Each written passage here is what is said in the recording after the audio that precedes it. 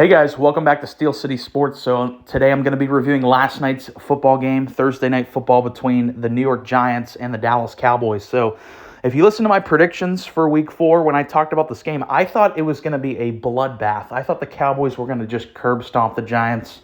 That wasn't the case. It turned out to be only a 5-point victory in kind of an ugly game. So we're going to break down the game.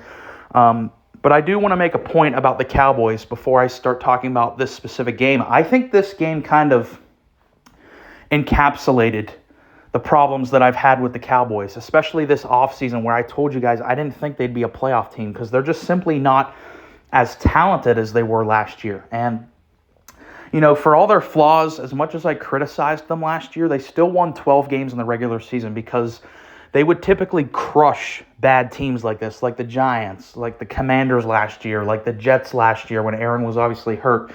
They did a really good job of beating up on those teams. Their problem, obviously, was when they'd play real teams, they'd get exposed. But they always did a good job of crushing these bad teams. So that's why I thought this was going to be a bloodbath. That wasn't the case because this Cowboys roster is not anywhere near as talented as it has been in years prior. And I just want to go back to a couple of my points and why I predicted this team to not be a playoff team, obviously the Cowboys. And they were on full display in this game. Number one, I told you guys, this is arguably the worst running game in the NFL going into this year with a core of Rico Dowdle, Ezekiel Elliott, Deuce Vaughn, and Dalvin Cook. Obviously, I think he's still on their practice squad, but this run game is completely ineffective.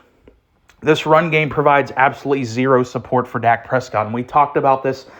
I threw this stat out there at least a million times this offseason. When Dak Prescott does not get 100 yards of support from his run game, he wins about 30% of his games. So they look nowhere near as dominant whenever their run game isn't humming. And that's why they only scored 15 points tonight, because their run game was absolutely atrocious. So one takeaway for me, it was already evident in games prior, but this one was really, I think, the final stamp. The Cowboys need to trade for a running back. I don't know who that would be. I don't know who's out there on the market for them to realistically get, but that would be, if I'm Jerry Jones, that would be my main priority for this team if we want to compete this year. They have to get a playmaker in the backfield because there's nothing being generated.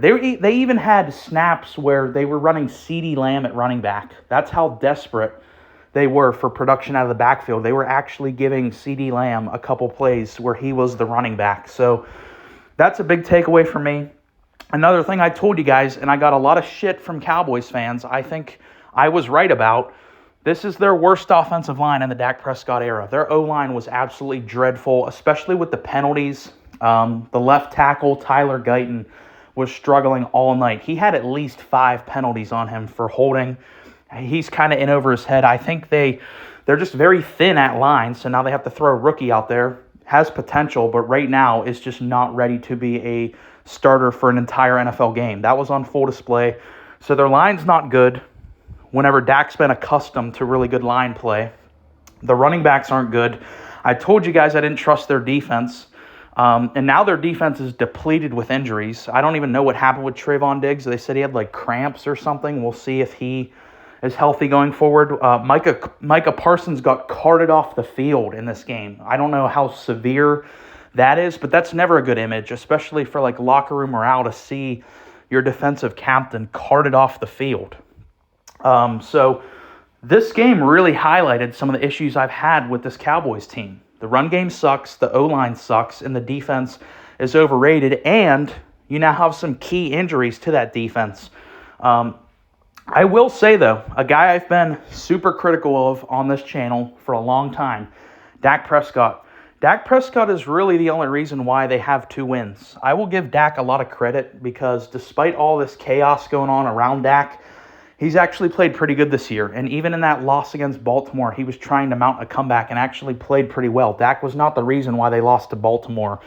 Their defense was the reason they lost to Baltimore.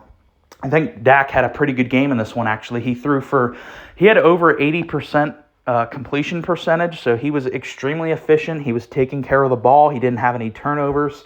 Had a couple great throws. Of course, that 55-yard bomb to CeeDee Lamb. He had another touchdown to Rico Dowdle. So I will give Dak his credit. he played really good in this game, especially against that Giants front seven. And that's what I harped on about the Giants.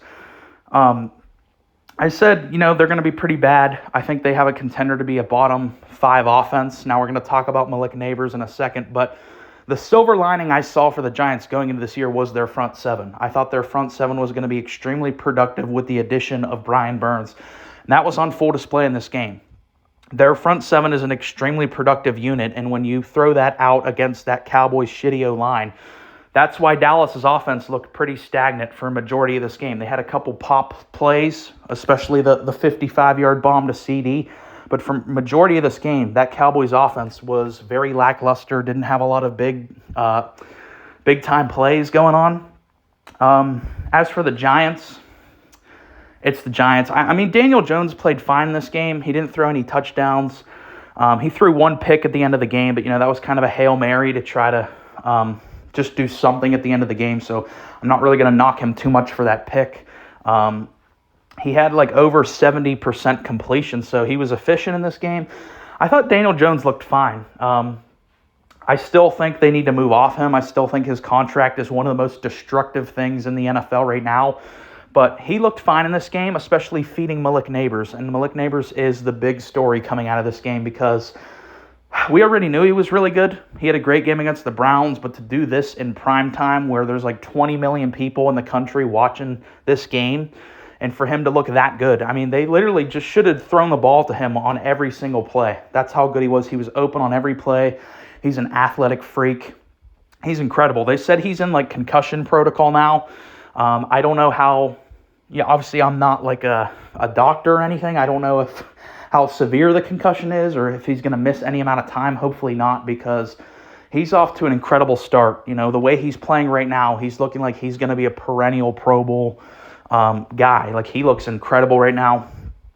So I'll give him a lot of credit. Daniel Jones was fine in this game, but ultimately this game was it was fun. I think the first half was pretty fun. They were both teams were kind of moving the ball up and down the field. The flags were another big issue. That seems to be a big theme this year, is the refs, even more and more than it feels like years prior, just have to get involved. They can't help themselves. They keep getting involved with these flags. It was insane. Even Al Michaels was bitching about how many flags there were. So we're continuing that trend with this year. The first half was kind of fun. The second half really slowed down, where there was a lot less scoring in the second half. CeeDee Lamb started off the first half with 96 yards, 6 receptions, and a touchdown. He finished the game with that exact same stat line. He did nothing in the second half. But overall, I'll give the Cowboys credit. They handled their business. They get out of here 2-2, and they get about 10 days of rest to hopefully heal up Micah and Trayvon Diggs, so they can be at full strength when they get beat by my Steelers in Week 5. So that's been my kind of quick review here of Week 4's Thursday Night Football game. Let me know down in the comments your thoughts on this game. Thanks for watching. Please like and subscribe.